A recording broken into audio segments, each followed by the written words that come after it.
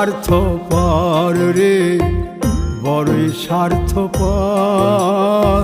বুকের মাঝে জায়গা দিলে যতন কইরা ভাঙ্গে রে অন্তর। মানুষ বড়ই স্বার্থপর রে, বড়ই স্বার্থপর। বুকের মাঝে জায়গা দিলে যতন কইরা ভাঙ্গে রে অন্তর।